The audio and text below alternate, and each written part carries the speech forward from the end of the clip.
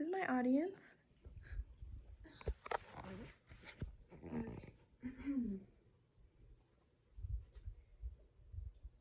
How would you react in this situation? You come home from a long day at work. You wanted to relax and detox from your day and kick back and kick your feet up. You walk up to your front door and unlock it, click on the lights, when suddenly you're surrounded by a variety of wires and ropes dangling from your ceiling. The more you try to get out from them, the more entangled you get. Who would do this, you think? How could someone invade my home and dump all these ropes and trash here like it was nothing? Will I ever get out of this mess on my own, you think? You feel hopeless, trapped, and alone. This is how some ocean animals feel when they are gripped by the durable human creation of plastic pollution. Products such as plastic bags, fishing twine, plastic bottles, and more can suffocate and immobilize marine animals. As well as they could block their intestinal tract if swallowed, all within their own homes they call the ocean. This is just one of the many hazards plastic pollution brings to the marine ecosystem. How would you feel cheated if someone came into your home and dumped trash into it, leaving you in the mess to become entangled, immobilized, and left to die? In this oral presentation, I will discuss the hazards of plastic pollution in the marine ecosystems and various alternatives to plastic humans can implement to decrease the demand in our economic society. Let's start off by talking about some of the symptoms that comes with plastic pollution in the oceans.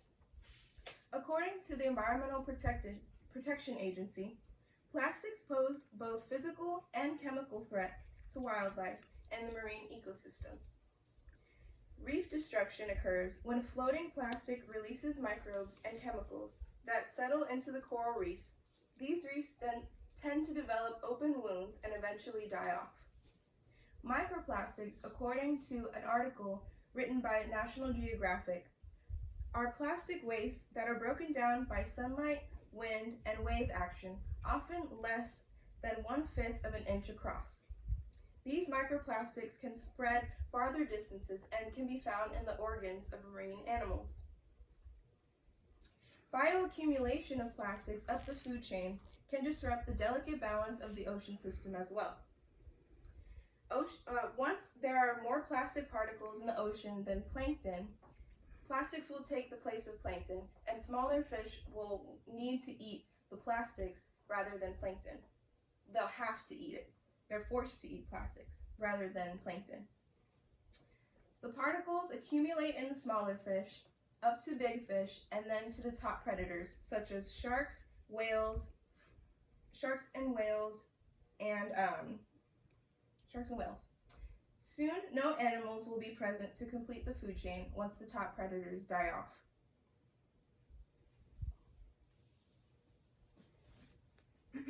To put things in perspective, according to the Nature Conservancy, 8 million tons of plastic find their way into the ocean every year.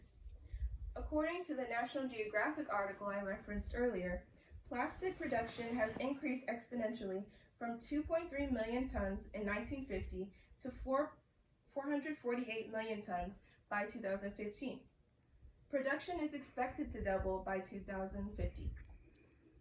Lastly, the Nature Conservancy says 50% of all plastic produced is discarded after one use, which is single-use plastic, and only 10% of all plastic waste is recycled.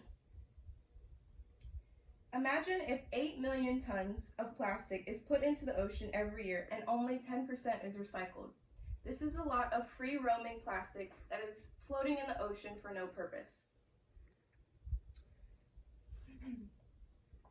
So, who or what is affected specifically by plastic pollution?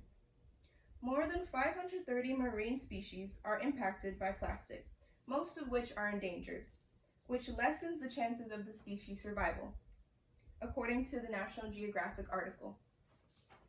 Some impacted species include seabirds, whales, fish, seals, and sea turtles. According to the EPA, plastics in the remote gyre accumulation areas of the oceans, which is the Pacific garbage patch, are also threats to the ocean systems.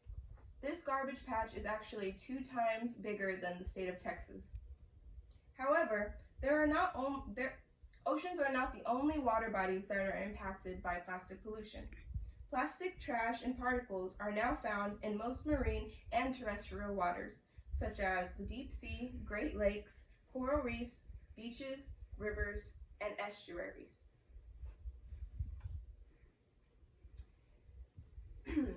According to the Sea Turtles Conservancy, over 1 million marine animals, including mammals, fish, sharks, turtles, and birds, are killed each year due to plastic debris in the ocean. Plastic can be swallowed by animals and cause intestinal blockages and starvation. Plastic can also get caught around their appendages, necks, or bodies and cause them to become immobilized or strangulized. Microplastics present in the water can also cause issues if they are swallowed. According to plasticsocean.org, 100% of all recorded mussels that are researched contain microplastics in them. Mussels are important because they filter feed particles in the ocean when they're feeding. So these organisms are very important to the water quality of our oceans. One of the causes of all these consequences is human involvement in mass plastic production due to an ever-growing demand and overgrowing population. According to the Nature Conservancy, 300 million tons of plastic is produced per year. As such, human population has been growing exponentially since the 1960s. In 2021, we have approximately 7.9 billion people in the world. And by 2100, we're expected to grow to 10 billion people. If you do the math, 23,700 million tons of plastic will be produced from now to 2100 to meet the demands of humans. Majority of the time, we drink a water bottle or open a package of plastic silverware and don't even think about throwing it away. But that one water bottle can persist in the environment for more than 400 years. Single-use plastic may be convenient, but it is non-practical, wasteful, and a hazard to marine life.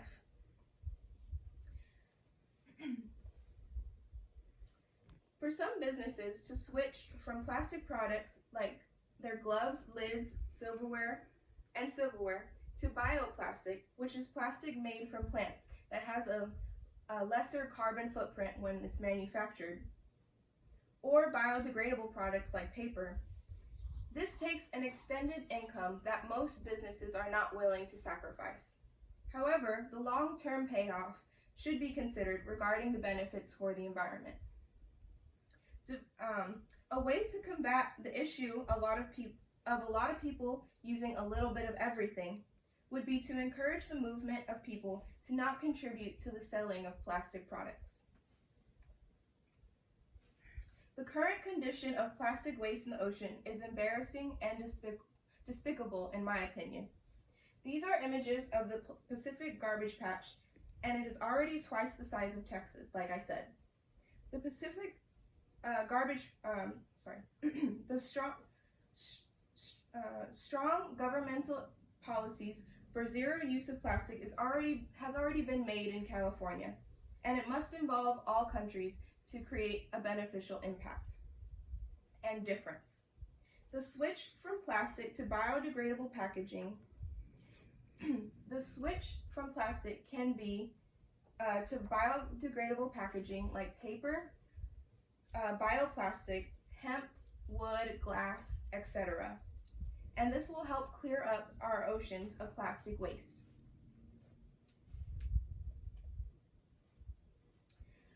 So, the solution, in my opinion, to excess plastic waste in oceans is for companies to start making a mass switch from using plastic to biodegradable products. According to the National Geographic, plastics are made with additives that make them extra durable and long-lasting. It is indicated that some plastics can take up to 400 years to break down naturally in the ecosystem. However, paper only takes 6 weeks to break down naturally. Bioplastic takes around 6 months, as well as hemp, to naturally decompose in the environment. How the solution can be implicated is as such: to create encouragement among the public to stop contributing money to plastic sales.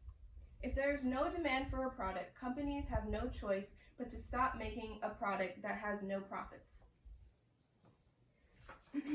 This is not an easy feat, but if people can adapt to a major lifestyle change, like moving to a new area or working out, they can adapt to paper straws and reusing cloth grocery bags. Once plastic is banned nationwide, strong governmental actions must be taken place to replace plastics with biodegradable materials, to decrease the waste in our oceans completely. Soon enough, we will become familiar with biodegradable products enough to completely cut plastic out of our lives. In conclusion, it all starts with you. It starts at the individual level.